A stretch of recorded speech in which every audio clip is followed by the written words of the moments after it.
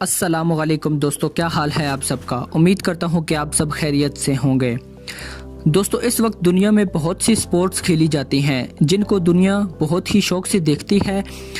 अगर आप दुनिया की बड़ी खेलों का जिक्र करें तो आपके दिमाग में क्रिकेट का नाम ज़रूर आएगा, जिसके इस दुनिया भर में लाखों बल्कि करोड़ों फैंस मौजूद हैं। इन बड़ी स्पोर्ट्स में क्रिकेट एक ऐसा खेल है जिसे दुनिया के न सिर्फ हर मुल्क में पसंद किया जाता है बल्कि देखा भी जाता है।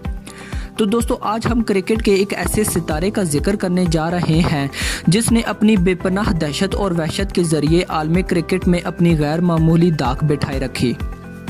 तो जी हाँ दोस्तों, आज क्रिकेट के सबसे तेज तरीन बॉलर शोएब अख्तर का जिक्र करने जा रहे हैं, जिसने अपने 14-15 साल कैरियर में बड़े से बड़े बैट्समैन को धूल चटाई, बल्कि इस बात को साबित किया कि पाकिस्तान की सरजमीन पर शोएब अख्तर जैसे प्लेयर्स भी पैदा हुए हैं।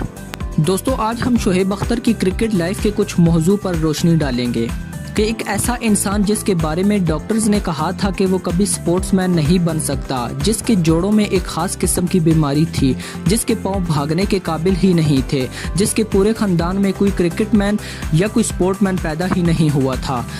वो कैसे दुनिया का तेज तरीन बॉलर बन गया, वो कैसे क्रिकेट में सबसे तेज तरीन बॉल फेंकने पर कामयाब हो गया, कैसे उसे देखकर अच्छे बैट्समैन के दिलों में खौफ पैदा हो जाता था, उसके बारे में आज आपको मैं तफसील से बताऊंगा। मेरे साथ रहिएगा। शोएब अख्तर के वालिद मलिक मोहम्मद अख्तर एक गरीब गांव से ताल्लुक रखते थे। रेलवे में उनको जूनियर ऑफिसर की जॉब मिल गई, यूं वो रावलपिंडी आ गए।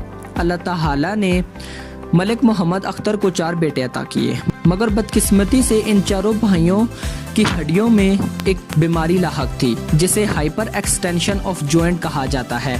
इसी वजह से डॉक्टर के मुताबिक उनका कोई बेटा स्पोर्ट्समैन नहीं बन सकता था। शोएब अख्तर सबसे छोटे थे, उनके जिस्म में 4 बड़े नुक्स थे। उसके पाँव हमवार थे, जिसे अंग्रेजी में फ्लैट फीट भी कहा जाता है। ऐसे लोग कभी तेज नहीं भाग सकते। उनको दूसरा बड़ा मसला हाइपर एक्सटेंशन ऑफ जॉइंट यानी जोड़ों का मसला था। उनका तीसरा मसला दमे का था और उनका चौथा नुक्स उनका अपना मनफी रवैया था। ये हमेशा इंतहाई की हद तक जाकर सोचते थे, मतलब बहुत डीप सोचते थे।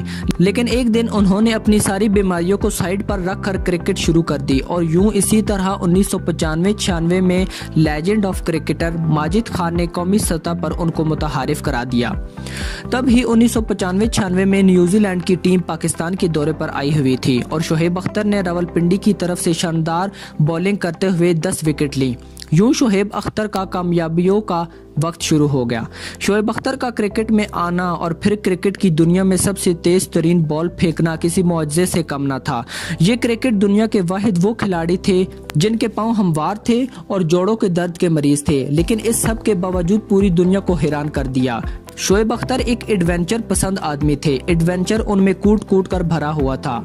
शोएब अख्तर ने 8-9 साल की उम्र में मोटरसाइकिल चलाना सीख ली और रावलपिंडी में मोटरसाइकिल पर करतब दिखाना शुरू कर दिए। वो कई बार इस खेल में मरते मरते भी बचे, लेकिन वो बाज ना आए। डॉक्टर उनको भागने से मना किया, लेकिन उन्होंने फास्ट बॉलर बनने का ऐलान कर दिया। डॉक्टर ने उनको जोड़ों पर दबाव डालने से रोका, पर उन्होंने दुनिया की तेज तरीन बॉल फेंकने का इरादा कर लिया।